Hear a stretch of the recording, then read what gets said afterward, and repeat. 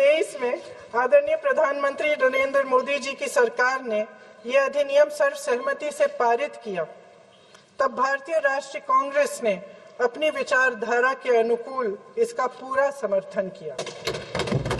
आज भी इसमें कोई शक नहीं होना चाहिए कि भारतीय राष्ट्रीय कांग्रेस महिला आरक्षण के पक्ष में डट कर खड़ी है और खड़ी रहेगी।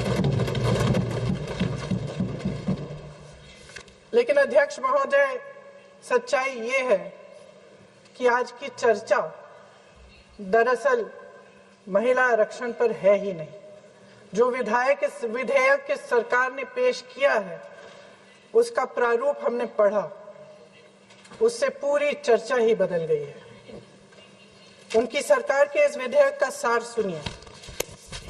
सबसे पहले इसमें लिखा है कि संसद में महिला आरक्षण 2029 तक लागू होना चाहिए।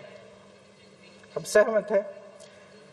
फिर कहा गया है कि इसे लागू करने के लिए लोकसभा सदस्यों की संख्या 50% बढ़ानी पड़ेगी। मतलब कि सीटों की संख्या 543 से बढ़कर 850 तक बढ़ाई जाएगी। और इन सीटों को बढ़ाने के लिए एक परिसीमन आयोग बनाया जाएगा जो 2011 की जनगणना को आधार बनाकर ये कार्य करेगा। ऊपर से इसमें कोई आपत्तिजनक बात नहीं लगती, मगर इसे गहराई से समझा जाए तो इसका असली मकसद उभरता है। वह राजनीति की बू जिसका जिक्र प्रधानमंत्री महोदय ने किया, वह राजनीति की बू इसमें पूरी तरह से घुली हुई है। दरअसल इसी सरकार ने महिला आरक्षण का जो विधेयक सर्वसहमति से 2023 में पारित कराया था, उसमें 2 चीजें थी जो इस विधेयक में नहीं है। उसमें लिखा था कि इसे लागू करने से पहले नई जनगणना और परिसीमन कराई जाएगी। अब अचानक क्या हो गया? मन बदल गया। वही सरकार पुराने आंकड़ों के आधार पर क्यों आगे बढ़ना चाह रही है और इतनी जल्दबाजी क्यों? अध्यक्ष महोदय, ये हमारे देश की सच्चाई है कि प्रतिनिधित्व का सवाल जनसंख्या के सवाल से जुड़ा हुआ है।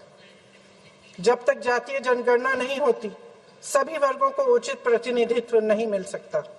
यह अनिवार्य है। ये सरकार 2011 की जनगणना पर आगे बढ़ना इसलिए चाहती है क्योंकि इस जनगणना में ओबीसी वर्ग की संख्या ही नहीं है।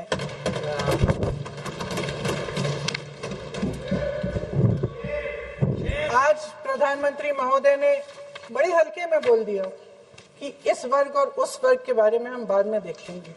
कौन सा इस वर्ग, कौन सा उस वर्ग? ओबीसी वर्ग की बात कर रहे थे कि हम बाद में ही देख लेंगे इसके बारे में। ये हल्के में नहीं लेना चाहिए अध्यक्ष महोदय। एक बहुत बड़ी संख्या है, एक पूरे वर्ग का परिश्रम है, एक पूरे वर्ग का संघर्ष है।